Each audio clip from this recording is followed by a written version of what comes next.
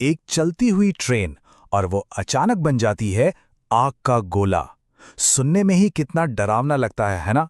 Tatanagar Ernakulam express के साथ जो हुआ वो सच में किसी बुरे सपने जैसा ही था। चलिए इस पूरे हादसे की कहानी को परत दर परत समझते हैं। सोचिए, एक गहरी अंधेरी रात का सफर, सब कुछ नॉर्मल है और फिर अचानक वही सफर जिंदा रहने की एक जंग में तब्दील हो जाता है। टाटानगर एर्नाकुलम एक्सप्रेस में बैठे यात्रियों के लिए वो रात कुछ ऐसी ही थी। एक ऐसी रात जिसे वो शायद ही कभी भूल पाएंगे। तो ये हादसा हुआ कहाँ? ये हुआ आंध्र प्रदेश में। एक ऐसा मोड़ जहां एक बिल्कुल सामान्य सा लगने वाला सफर अचानक पटरियों पर हुई एक भयानक त्रासदी में बदल गया। अब ये कोई छोटी मोटी लोकल ट्रेन नहीं थी। हम बात कर रहे हैं टाटानगर एर्नाकुलम एक्सप्रेस की। मतलब एक लंबी दूरी की ट्रेन जो झारखंड के टाटानगर से निकलकर सीधा केरल के एर्नाकुलम तक जाती है। इसका मतलब साफ था, सैकड़ों यात्रियों की जिंदगियां दांव पर लगी हुई थीं। और फिर देखते ही देखते ट्रेन की 2 बोगियां पूरी तरह से आग की लपटों में घिर गईं। सोचकर ही सिहरन होती है उस वक्त अंदर बैठे यात्रियों के बीच कैसा डर और अफरा तफरी का माहौल रहा होगा।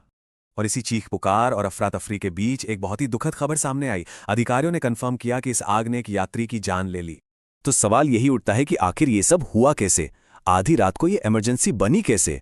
चलिए एक एक करके घटना के पूरे क्रम को समझते हैं। देखिए, सब कुछ शुरू हुआ रात के करीब 1 बजे। लोको पायलट ने अचानक देखा कि एक कोच से आग की लपटें निकल रही हैं। वो एक ऐसा पल था जहां हर एक सेकंड कीमती था। जरा भी देर नहीं की गई। कुछ ही मिनट के अंदर ट्रेन को एलमंचली के पास रोक दिया गया और फिर एक्शन शुरू हुआ। फौरन यात्रियों को बाहर निकाला गया और सबसे जरूरी काम, जलती हुई बोगियों को बाकी ट्रेन से अलग किया गया ताकि आग और न फैले। ये सचमुच आग के खिलाफ एक रेस थी, एक दौड़। और इस दौड़ में रेलवे क्रू ने जिस तेजी और सूझबूझ से काम किया, उसने एक बहुत बड़ी तबाही होने से बचा लिया।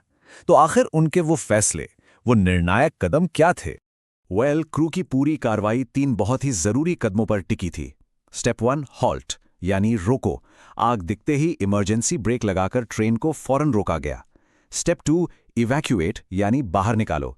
यात्रियों को तेजी से खतरे वाले जोन से दूर किया गया। और स्टेप 3, आइसोलेट यानी अलग करो। जलती हुई बोगियों को काटकर बाकी की पूरी ट्रेन को बचा लिया गया। ये तीनों कदम मतलब बेहद जरूरी। जैसा कि एक रेलवे अधिकारी ने खुद बताया, प्रभावित डिब्बों को फौरन बाकी ट्रेन से अलग कर दिया गया, जिससे आग को और फैलने से रोका जा सका। जरा सोचिए एक बार, अगर यह फैसला लेने में थोड़ी सी भी देर हो जाती तो क्या हो सकता था? सही मायनों में यही वो एक कदम था जिसने शायद सैकड़ों और जानें बचा ली। लेकिन चलिए अब जरा डिब्बों और नियमों से आगे बढ़कर बात करते हैं उन लोगों की, उन यात्रियों की जो उस रात उस ट्रेन में थे। इस आग का उन पर, उनकी जिंदगी पर क्या असर हुआ? तो देखिए, आग जिन 2 कोचों में लगी थी वो थे B1 और B2। कोच B1 में 82 यात्री थे और B2 में 76। मतलब इन दोनों को मिलाकर 150 से भी ज्यादा लोग, 150 से ज्यादा जिंदगियां उस रात सीधे सीधे दांव पर लगी थी।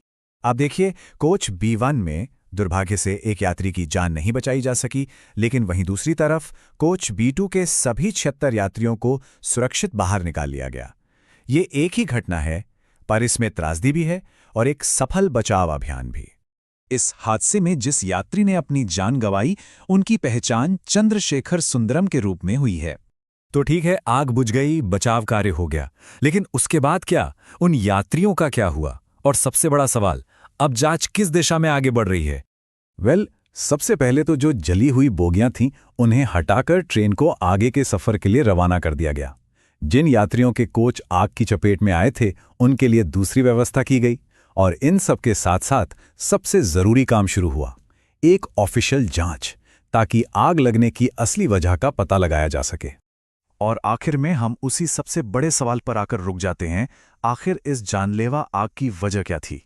जांच तो इसका जवाब ढूंढेगी ही, पर यह सवाल कहीं ना कहीं हम सबके लिए भी है कि भविष्य में ऐसे हादसों को होने से रोकने के लिए क्या किया जा सकता है।